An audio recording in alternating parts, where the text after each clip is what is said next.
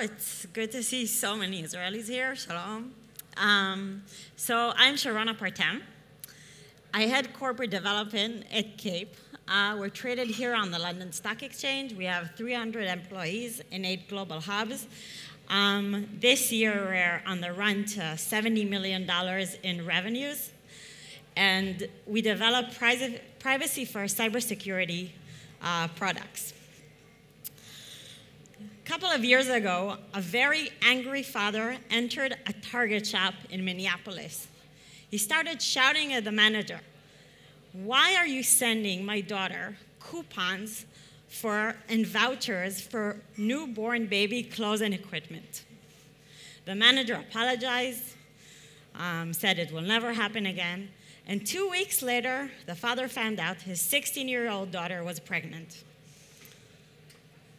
Target knew she was pregnant before her father did because Target had the purchasing information of his daughter combined with the offline data that they had on her.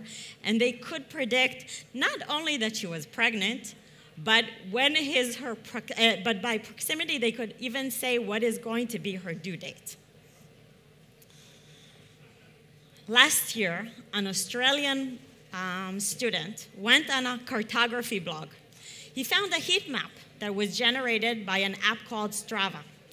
Strava is an app that is used by reportedly 27 million people worldwide, and it helps you compare your sporting activity and improve it. In this map, he identified a secret base in Afghanistan. He identified the exits and entrance of the base. You could identify what was the level of activity on the base and even the main roads leading to the base. Now, I think we're all pretty happy these days with GDPR. We're happy to share our information.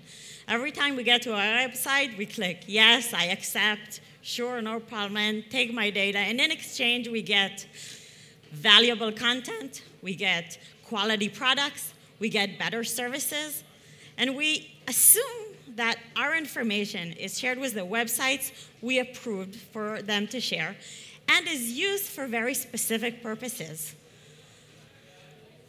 The reality is a bit different. This is a map of my online activity from yesterday for the first 2 hours of the day. I went to 9 different websites, but my information was shared with all these little triangles there, approximately 174 websites.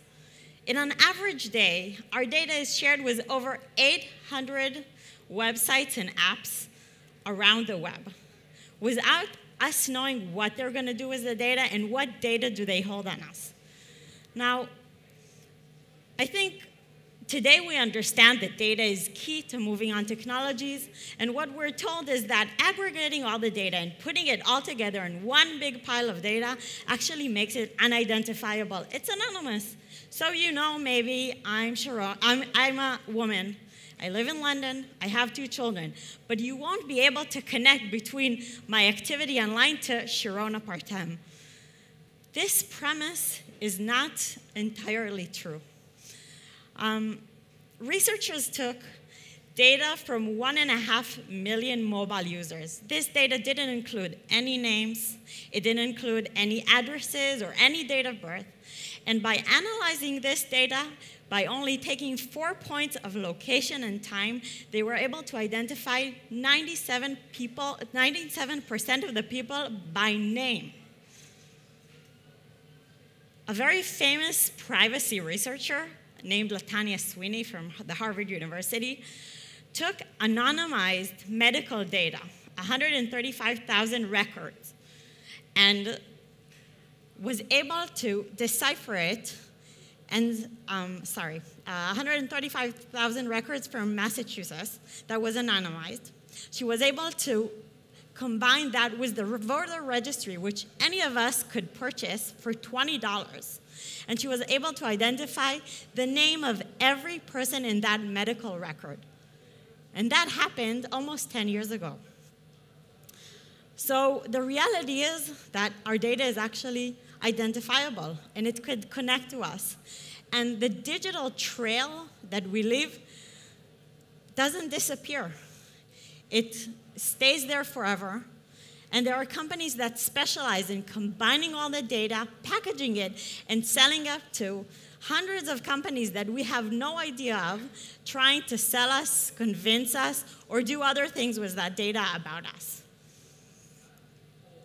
Now, this has unintended consequences.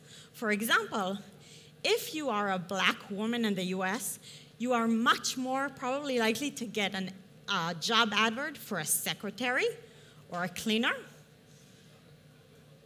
If you're a white male, you will get adverts for buying a house. But if you are a minority in the US, you will only get adverts for renting a house. And this means that we are pigeonholed into who this data determines that we are based on the information that they think we are, and does not allow us to present the whole realm of opportunities that should be presented to us in this day and age. 2 years ago, Facebook conducted an experiment. They took one feed where they showed people optimistic, happy stories. And the other feed, they showed people depressing and sad stories. Now, I don't know about you, but when I'm depressed, I eat ice cream. But apparently, most women, when they're depressed, are more prone to shopping. Now, they took that information, shoved these women depressing stories, and then gave them adverts so they can shop their way out of depression. I think we all know about Cambridge Analytica and the usage of data beyond shopping. As we know, Cambridge Analytica, they had information about all the voting registry in the US as well as on the UK. They divided it into subsectors, and they were able to target you with stories and ads to convince you to vote the way the politicians who hired Cambridge Analytica wanted you to vote. Now, I think we'll all agree that we don't want what we buy in Tesco to determine whether we will vote next week for Gantz or Bibi. We want to be able to make our own choices. And this is only the tip of the iceberg. At the moment in China, in some provinces, they're conducting one of the largest social experiments in history. Some provinces collect every piece of data that you generate, including genetic information, where you are, what you do in every second of the day, and create a social score.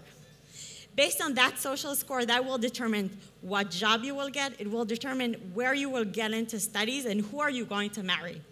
For example, if you're an avid video game player, your score goes down. But if you like recycling, you get a higher score. And this is just the small dystopia that we're talking about of what are the possibilities of doing with your data.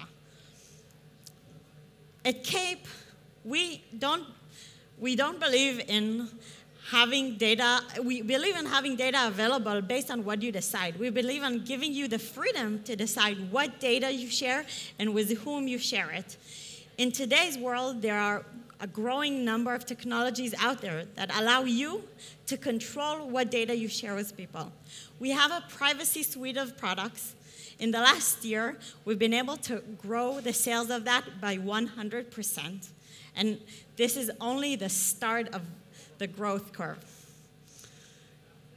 Personal information is not personal if you share it with everybody else.